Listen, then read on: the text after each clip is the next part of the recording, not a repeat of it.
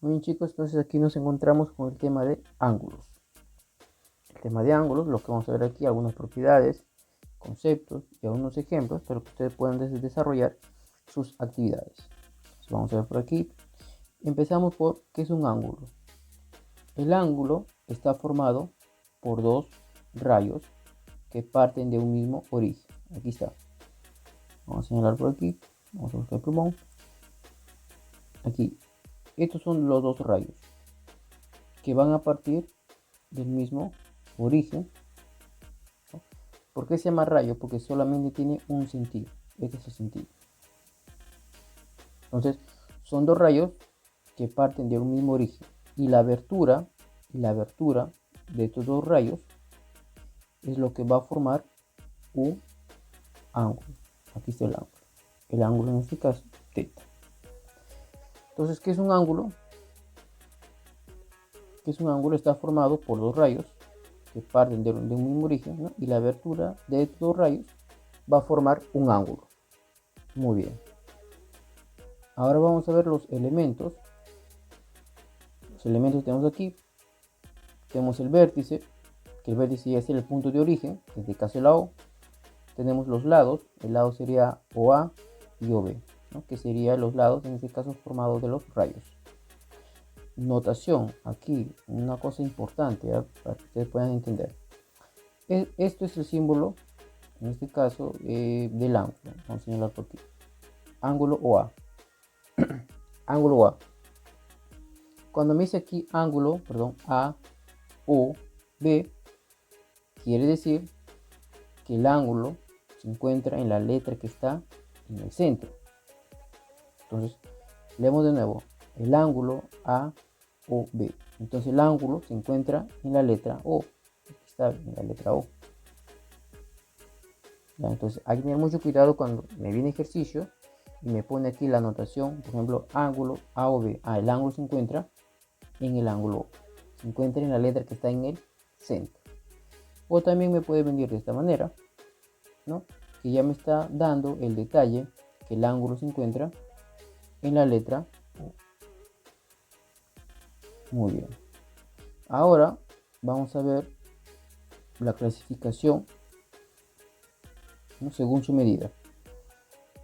Bueno, aquí tenemos ángulo agudo, ángulo recto, ángulo obtuso, pero por aquí sería más el ángulo también llano, ¿no?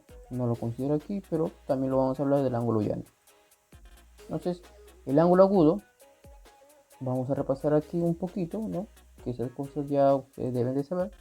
El ángulo agudo, el ángulo tiene que medir menor que 90 grados. O sea, el ángulo agudo siempre tiene que medir menor que 90 grados. O sea, puede medir a partir de 1 grado hasta 89. Profesor, ¿y qué pasa si mide 90?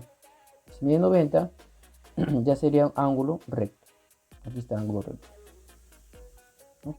¿Y cómo lo identifico el ángulo recto? Porque aquí en el ángulo viene un pequeño cuadradito. Viene un pequeño cuadradito. Entonces, ese cuadradito significa que el ángulo es recto. Entonces, si el ángulo recto mide 90 grados. ¿Y qué pasa si mide más de 90 grados? Si mide más de 90 grados, se le conoce como el ángulo obtuso. Aquí está el ángulo obtuso. El ángulo obtuso, su medida, vamos a señalar por aquí, su medida me dice que es menor que 90 grados, pero menor que 180. Es mayor, que dice que 90 grados, pero menor que 180. O sea, puede medir a partir de 91 hasta 179. ¿Y qué pasa si mide 180? Ya se conoce como ángulo llano. Entonces el ángulo llano mide igual que 180 grados. Entonces repetimos aquí de nuevo algunas cositas. Tipos de ángulo, tenemos el agudo, que mide menor que 90, ángulo recto, que mide 90 grados, ángulo obtuso, que mide más de 90, pero menor que 180. Y el ángulo llano, que mide 180 grados. Muy bien. Entonces, pasamos al siguiente tema que me pide aquí. Y ahora vemos la clasificación, pero según la posición de lados, ¿no? Según la posición de sus lados. Tenemos aquí tres. Vamos a empezar primero con los ángulos adyacentes. ¿Qué quiere decir el ángulo adyacente? Vamos a ponerlo por aquí. Ángulo adyacente. Quiere decir que va a tener, me dice, un lado común. ¿Cuál es el lado común? Este lado es el común. El vértice siempre es el centro, ¿no? El origen donde parte. Entonces, este lado común, vamos a borrar un poquito aquí, vamos a hacerlo más bonito. Este lado común va a ser posible que va a formar este ángulo que es beta y este ángulo que es alfa. Entonces, este lado común va a formar al ángulo beta y al ángulo alfa. Esos son ángulos adyacentes. Pero ¿qué pasa cuando dice ángulos consecutivos? Su mismo nombre dice ángulos consecutivos son ángulos que continúan uno después del otro. Aquí va a tener varios lados en común, que sería en este caso lado común y lado común.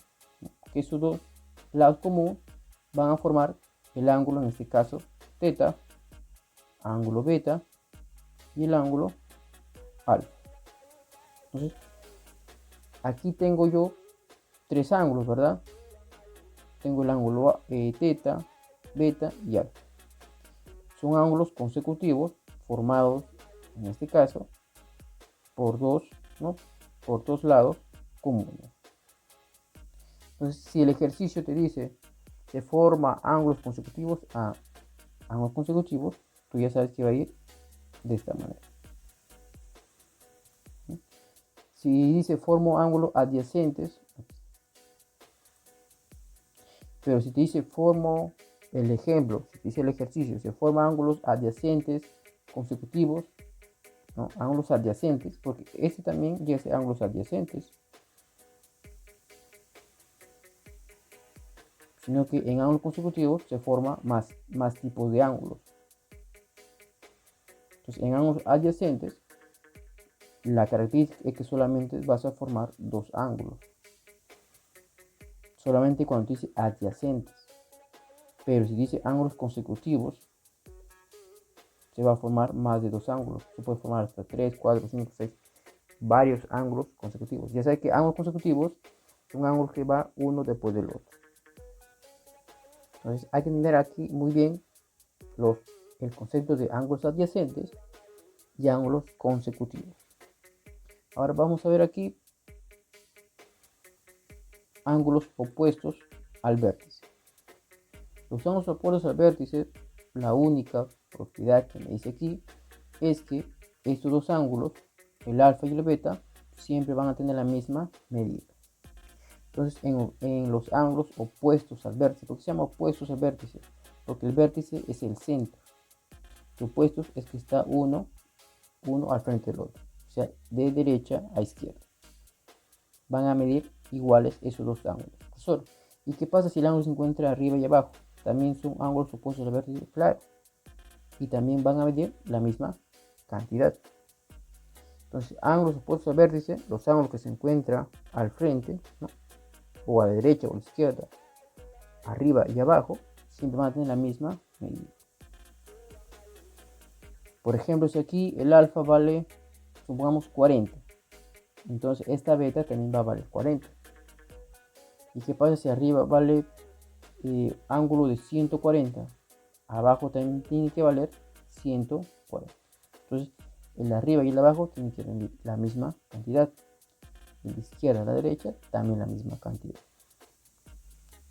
¿Ya? Entonces, los ángulos al frente, o conocido como opuestos, siempre van a tener la misma medida. Entonces, borramos por aquí, pasamos al siguiente, donde me dice ahora bisectriz. ¿No? Ustedes ya saben que la bisectriz es en este caso, el rayo que divide al ángulo en dos partes iguales. Por ejemplo, este que está aquí, vamos a hacer alguna flechita. Este que está aquí es el vértice. Entonces, este vértice va a dividir a todo el ángulo A o B en dos partes iguales, en alfa y en beta. ¿Y qué va a pasar? Que el alfa y el beta van a ser iguales. ¿Por qué? Porque el rayo OM es la bisectriz. Entonces repetimos de nuevo que la bisectriz divide el ángulo en dos partes iguales. O sea, aquí el ángulo alfa y el ángulo teta van a tener que medir la misma cantidad. Ojo, vértice de un ángulo. Muy bien, borramos por aquí. Aquí vemos nosotros un ejemplo, ¿no? Me dice que en el siguiente gráfico OM es la bisectriz de AOB. Entonces, este es el ángulo AOB y este M es la bisectriz. Entonces, si es la bisectriz, me está dando o me está explicando que esta medida que yo tengo aquí y esta medida que yo tengo aquí, estos dos van a ser iguales. ¿Por qué? Porque el ángulo OM es la bisectriz.